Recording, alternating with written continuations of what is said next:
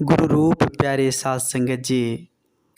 साध संगत जी बड़े प्यार और सत्कार से कहना जी, धन निरंकार जी, धन निरंकार जी। साध संगत जी, समय के सतगुरु माता जी की असीम कृपा से, रहमत से, आशीर्वाद से आप जी सभी संत महापुरुष बहुत ही अच्छे होंगे, बहुत ही स्वस्थ होंगे, बहुत ही कुशल होंगे। साध संगत जी, साध संगत जी कहते भी हैं कि जिन पर सतगुरु की कृपा हो जाती है, सतगुरु की मेहर हो जाती है, उनका जीवन बड़ा ही सरल स्वभाव हो जाता है, उनके जीवन में आनंद आ जाती है। जिसे संत महात्माओं का संग हो जाता है और इस परमात्मा को संत महात्माओं के संग से, सच्चे सतगुरु के संग से इस परमात्मा को जान जाते हैं, इसको साकार रूप में देखते हैं, तो साध संगत जी उसके जीवन में किसी भी तरह के गम, किसी भी तरह की साध संगत जी कमियां नहीं होती है। क्योंकि साध संगत जी सतगुरु कृपा से दातार को जानने के बाद फिर साध संगत जी एक अलग जीवन होता है, जिसको एक नया जन्म कह ले साध संगत जी। सतगुरु कृपा से प्राप्त ब्रह्म ज्ञान के बाद जो जन्म होता है साध संगत जी, वो जन्म बहुत ही निराला होता है, जिसमें साध संगत जी सिर्फ और सिर्फ आनंद है, जिसमें सिर्फ और सिर्फ विश्वास है, भक्ति है। साध संगत जी, साध संगत जी, आज हम सभी देख रहे हैं कि माता जी की असीम कृपा से, रहमत से जो है साध संगत जी सच्चे गुरसिख, सच्चे संत महात्माओं का एक विशाल संग मिला हुआ है। जहाँ भी साध संगत जी संत महात्माओं का संग मिले, जहाँ भी संत महात्माओं का दर्शन मिले, वहाँ का साध संगत जी माहौल ही कुछ अलग तरीके का होता है। वहाँ लगता ही नहीं है कि कोई अलग है, कोई छोटे हैं, कोई बड़े हैं, सभी एक समान है। और जो प्राप्त सतगुरु कृपा से प्राप्त ब्रह्म ज्ञान के बाद इस संसार में भी सभी को समान समझने लग जाते हैं। साध संगत जी, संत महापुरुषों ने बड़े सुंदर भाव से कहे हैं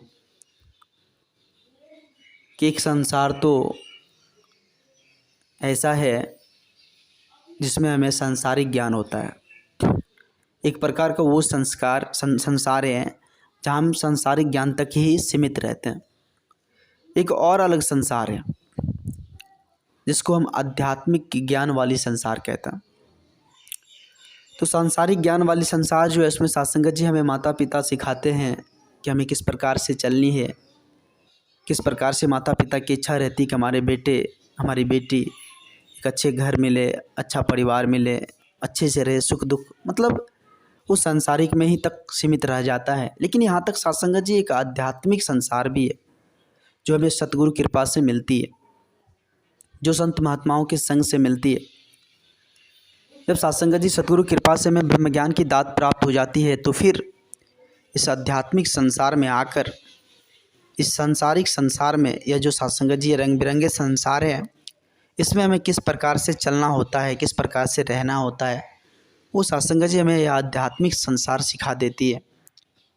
जब आध्यात्मिक विचार सतगुरु कृपा से मिलती है तो हम साध संगत जी उस रंग बिरंगे संसार में जीना सीख जाते हैं कि हमें किस प्रकार से जीवन को जीनी है, किस प्रकार से आदर सम्मान करनी है, किस प्रकार से प्रेम एकत्व मिलवर्तन के सहारे इस जीवन को जीनी है। तो इसलिए साध संगत जी संत महापुरुषों ने बड़ी सुंदर भाव से हम इंसानों को समझाया है कि सच्चे सतगुरु का संग कर ले।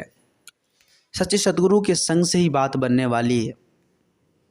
जब तक सच्चे सतगुरु का संग नहीं होगा, तब तक साध संगत जी हम इस रंग बिरंगे संसार में भटकते रह जाएंगे। फिर वे साध संगत जी अध्यात्म वाली बात, आध्यात्मिक विचारधारा जो है हमें मिलेगी नहीं। तो आओ साध संगत जी, आज माता जी की बहुत बड़ी मेहर है, बहुत बड़ी कृपा है, जो अध्यात्म के एक अथाह सागर साध संगत जी कह ले, एक ब्रह्मांड सा कह ले, वो हमें दिया है साध संगत जी। तो आओ साध संगत जी, उसमें हम गोता लगा लें, संत महात्माओं के विचार को श्रवण कर लें, जो ब्रह्म ज्ञान की दात दी है, सदगुरु कृपा से मिली हुई है, उस पर चलने की कोशिश करें, उस पर चलने की भरसक प्रयास करें, फिर जाकर बात बनने वाली है साथ संगत जी। साथ संगत जी, संतों ने, महापुरुषों ने बड़े सुंदर भाव से कहा है कि हमने तो ज्ञान प्राप्त कर लिए हैं, तो हमें इस बात का अहंकार नहीं होनी चाहिए कि हमने ज्ञान प्राप्त कर लिया है। ऐसा नहीं है। हमने ज्ञान प्राप्त कर उस पर कितने ज़्यादा अमल कर रहे हैं, विचार कर रहे हैं, क्या उसको हम अपने जीवन में उतार रहे हैं, क्या सदगुरु के आदेश का पालन कर रहे हैं, क्या उस पर चल रहे हैं, क्या संत महात्माओं के विचार को धारण कर रहे हैं, यह देखना होता है साथ संगत जी, ना कि ज्ञान प्राप्त करना। ऐसी बात नहीं है। बहुत सारे ऐसे इंसान भी मिल जाएंगे साथ संगत जी जो ज्ञान तो प्राप्त कर लिए लेकिन संगत भी जाते हैं, लेकिन उस पर विचार नहीं करते हैं, उसको धारण नहीं करते हैं, बस यूँ ही गए, सुन लिए और इस कान से निकाल दिए। ऐसे भी बहुत सारे हैं साथ संगत जी जो संसारिक में भटक रहे। तो संत महापुरुष साथ संगत जी हम इंसानों को यहाँ सचेत करते हैं, चेतन देते हैं कि आप संगत में जाते हैं, जब आप सत्संग में बैठते हैं, संत महात्माओं का संग जब आपको प्राप्त होता है तो उनके अच्छे विचार जो है, जो अनमोल वचन जो आती है सच्चे सतगुरु के गद्दी से, संत महात्माओं के मुखार बिंदु से, तो उसको धारण करें, उस पर चलने की कोशिश करें, उसको अपने जीवन में उतारने की कोशिश करें, फिर जाकर बात बनने वाली है। ऐसे नहीं। साथ संगत जी, संसार में हम आए हैं, इस धरती पर आए हैं, तो साथ संगत जी हम इस संसारिक काम को भी देखें, लेकिन उस परमात्मा की रजा में, उस निर्गुण निराकार दातार की रजा में, अगर उसकी रजा में साथ संगत जी हम इस संसारिक काम को करेंगे तो हमसे गलती नहीं होगा, हमसे गलती नहीं होगा। अगर गलती भी हो जाए तो साथ संगत जी हम परमात्मा से क्षमा मांगने के लिए तत्पर रहेंगे कि हे प्रभु, ये तो सब कुछ आपकी कृपा से हुआ, आप जी क्षमा करना, कृपा करना, हमसे बहुत बड़ी गलती हो गई। तो साथ संगत जी, कहने का तात्पर्य यहाँ साफ साफ है, जब हम ज्ञान की प्राप्ति कर लेते हैं, सदगुरु कृपा से जो ब्रह्म ज्ञान मिल जाता है, तो उसके पश्चात, उसके बाद जो है साथ संगत जी हम इस परमात्मा की रजा में इस जीवन को जीने लग जाते हैं। फिर साथ संगत जी, जब परमात्मा की रजा में जीवन को जीने लग जाए तो आनंद ही आनंद है। तो साथ संगत जी, सबसे ज़रूरत चीज़ है कि हमें समझना होगा, हमें विचार करना होगा, हमें अपने अंतर मन से पूछना होगा, इस अंतरात्मा से पूछना होगा कि हम किस प्रकार से चल रहे हैं। अगर साथ संगत जी हमारे मन में किसी भी तरह का कोई विचार चल रहा है तो सिर्फ और सिर्फ हम ही जानते हैं, एक परमात्मा जानता है, इसके अलावा और संसार में कोई नहीं जानता। अगर हम कुछ कर रहे हैं, वो दिखावे के लिए कर रहे हैं, तो वो संसार भले ही देख सकता है साथ संगत जी कि फलाना आदमी इस कार्य को कर रहा है, लेकिन मेरे मन में क्या चल रहा है, मेरे मन में किस बात की जो है वो उभर है, किस बात की साथ संगत जी, एक जो है कहने का मतलब है कि हमारे मन में किस प्रकार से बात चल रहा है, वो एक तो हम जानते हैं, एक परमात्मा जानते हैं। परमात्मा से कोई नहीं बच सकता।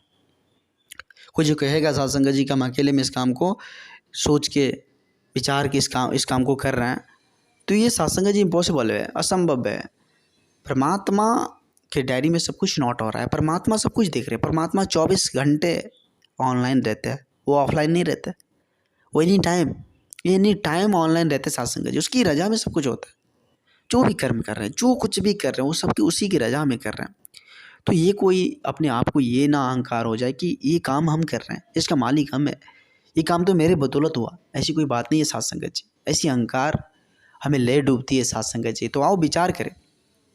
एक बार की बात है, साथ संगत जी बहुत बड़ा दानी था, बहुत दान देते थे आते जाते, कोई भी गरीब आ जाए, कोई भी साथ संगत जी निशाया आ जाए, कोई भी साथ संगत जी जो निस्वार्थ भाव से कह ले, निस्वार्थ भाव से वो दान देते थे, क्योंकि परमात्मा उसके पास बहुत सारे ऐसे धन दिए थे जिसको साथ संगत जी वो दान स्वरूप में बांटते चले जाते थे।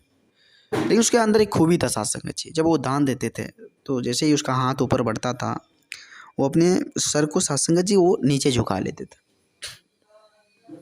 ये एक बहुत बड़ी खूबी, जो भी दान लेने जाते थे, दान तो प्राप्त कर लेते थे, उसके शकल को नहीं देखते थे या उससे बातचीत भी कुछ नहीं करते थे। तो साथ संगत जी धीरे धीरे यह जो है बात आग की तरफ फैल गई कि महात्मा जी तो है तो बड़े दानी, लेकिन उसके अंदर एक बहुत बड़ी खूबी है कि वो दान देते वक्त किसी का चेहरा देखते ही नहीं, बस सर को नीचे झुका लेते हैं, बस सर को नीचे झुका लेते हैं। बहुत बड़ी खूबी है। धीरे धीरे साथ संगत जी यह बात जो है बड़े संत को पता चला, बहुत बड़े ज्ञानी संत थे, उनको पता चला। वो मिलने की इच्छा जाहिर की कि उनके पास जाकर मिलना है, उनसे समझनी है आखिर इसके अंदर इस प्रकार का ज्ञान जो है किस प्रकार से मिला हुआ। तो साथ संगत जी वो महात्मा जी उनसे मिलने के लिए आ पहुँचे। जैसे आए तो उनसे पूछे कि हुजूर आपके अंदर जो ये ज्ञान है और आप एक दूसरे को जो दान देते हो, तो फिर ये ज्ञान आपको कहाँ से, इतनी अच्छी शिक्षा आपको कहाँ से मिली जो आप किसी को दान देते वक्त अपने सर को नीचे झुका लेते हैं? इसके पीछे का क्या रहस्य है, क्या हम जान सकते हैं?